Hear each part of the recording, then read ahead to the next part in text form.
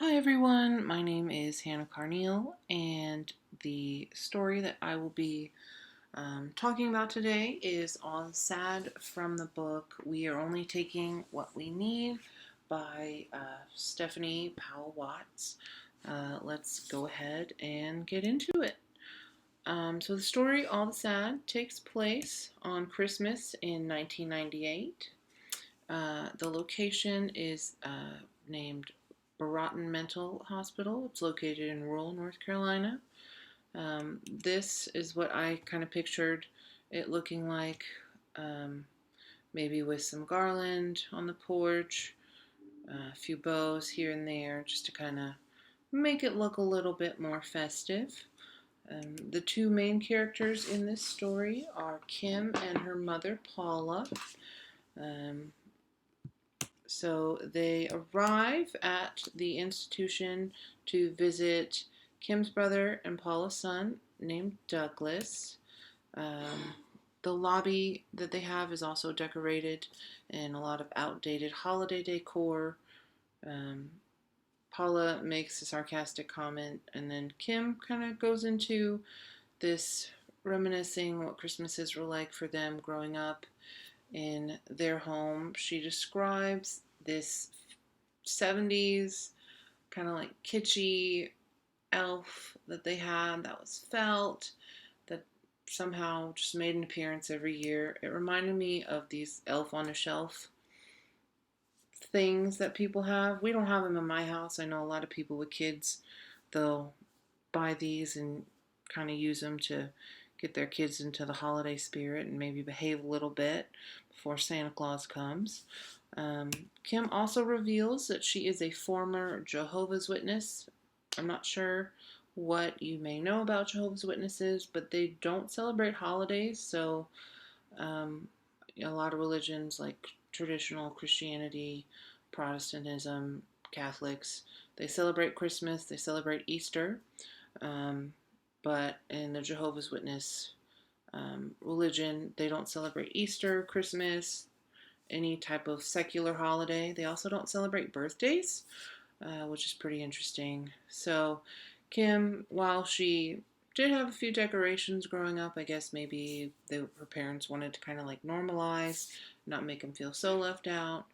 Um, she is a Jehovah's Witness, so the actual celebration part of the holiday she didn't really partake in when she was a child. She also reveals that she hasn't had a stocking or anything since she was about 11, so maybe they weren't always that way. Maybe this was something that came about later on in her childhood. We're not really sure. So as Kim and Paula arrive at the hospital, it is mentioned that they have had multiple family members brought to Broughton. Um, Kim mentions two men. There's one named Calvin and one named Arthur that they're related to. She mentions that Calvin remembered everything that anyone ever told him, and that Arthur would spray paint Bible verses on the side of his trailer. She doesn't describe what illness they may have had, but given the time frame that this story takes place in, it was probably considered abnormal, and they're like, let's get these people some help. Um, so the reason that Douglas is there, we're not really told directly, but she mentions that Douglas's room in the family home was polka dotted with holes that he'd smashed in, dirty words penciled and crayoned in the negative space, the stench of piss. So it seems like Douglas may have something going on, um, where he was unable to take care of himself, he was acting out, that sort of thing. She also mentioned that Douglas told her of voices that spoke to him, so it seems that he's having some kind of hallucinations and delusions causing him to kind of act in this way, and whatever it is, that's why he was brought to Broughton to get some help and get some treatment for that. So Kim and Paula make it to Douglas's ward.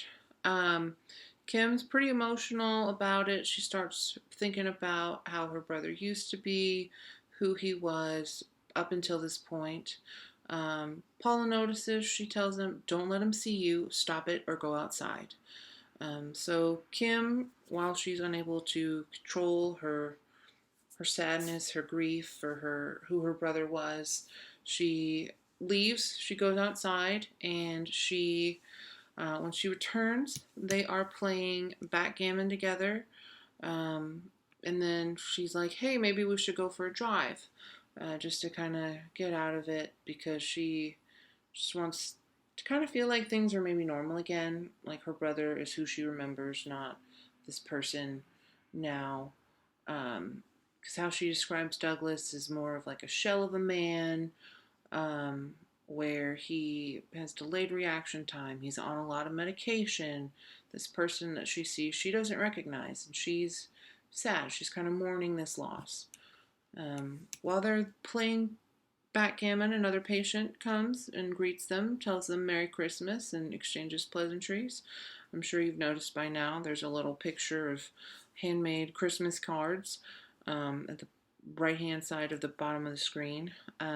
So the man tells them Merry Christmas. He leaves and returns, giving Kim a handmade card, um, which Kim describes as something that a mother would give him praise for. So that made me think of those little cards that if you have kids, you probably at school or maybe daycare or even another family member will have them make you some kind of card for a holiday, like Mother's Day, Father's Day, in this instance, Christmas, or even Easter's coming up. So maybe they made one for Easter. So it made me think of those little cards that school would have your kids make for you so they have something to give you for a holiday.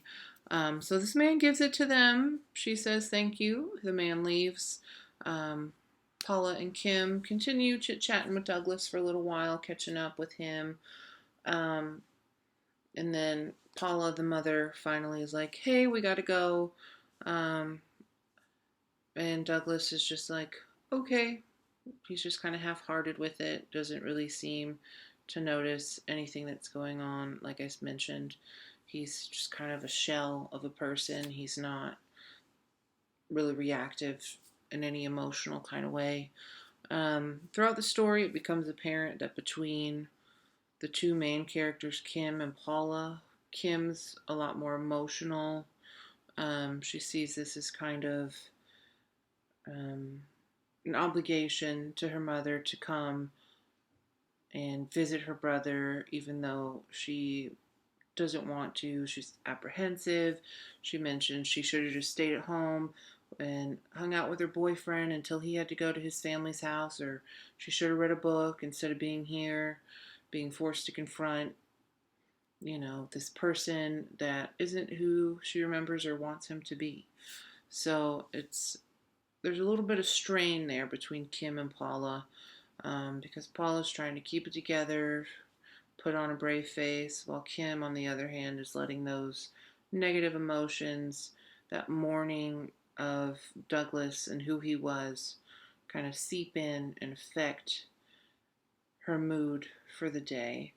Um, so they leave, and Paula kind of gets on to Kim a little bit again about being emotional.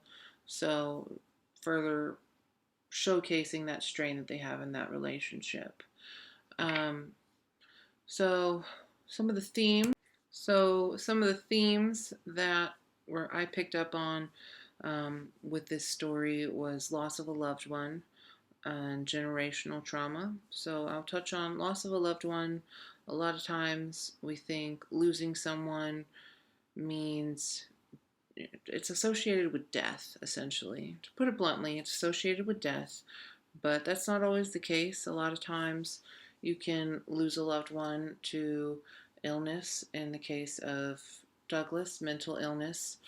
Um, some people will lose a loved one to other types of illnesses. Cancer kind of destroys a person.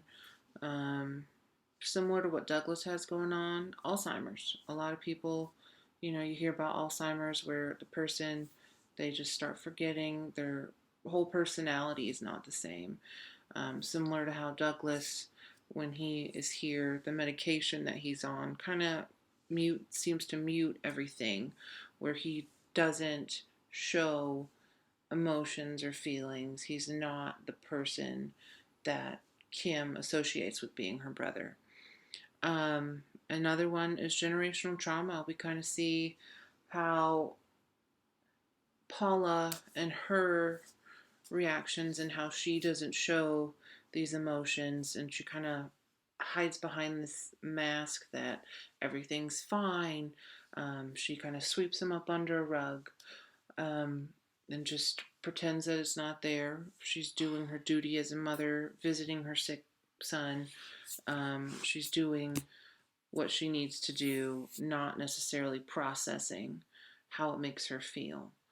On the other hand, Kim is having essentially a visceral reaction to seeing this person that she loves so much in a state that she is not accustomed to seeing him in. And she doesn't want to see him in because this isn't the person she loves. This isn't the person she grew up with. So there's a little bit of generational trauma between the mother Paula and her two children. Um, so I kind of found this story to be relatively relatable. It shows sort of the backside of family relationships, what's behind that picture perfect Norman Rockwell painting. It's not all, family dinners, celebrations, smiles, and happy. There's a lot more to it. There's a lot more rawness. There's more nuance. You can put on a smile and pretend that everything's happy. Meanwhile, behind those scenes, you don't know what's going on. So I felt like it was very relatable in that sense, and that, on the surface, we show what we want to show, but within there can be a hurricane of emotions, a hurricane of chaos going on. But as long as you have that mask up, that um, picture perfect family showing, everything's okay, at least to the outside world.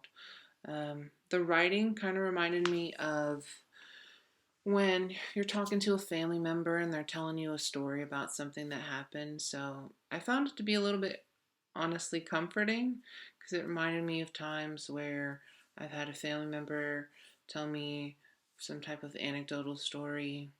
And usually anecdotes are funny or happy or they have some kind of meaning. But in this instance, it showed um, more of a realistic interpretation of what a family is. So I personally, I enjoyed the story. It made me think of my own family and reflect on struggles that we have, how we kind of behave in a similar way. So I enjoyed it, even though it was sad. It did take me a couple times of reading it to kind of see those parallels between Kim and Paula and some of my family relationships. So um, all in all, I thought it was pretty good. I wasn't too sad at the beginning, but realizing that Kim was reacting in the way she was because she was mourning this loss, I could relate to that. Because we've all lost someone that we loved, even if they're still alive. So, um, yeah, I hope you all have a wonderful weekend, week, day, whatever it is where you are. And thank you for watching.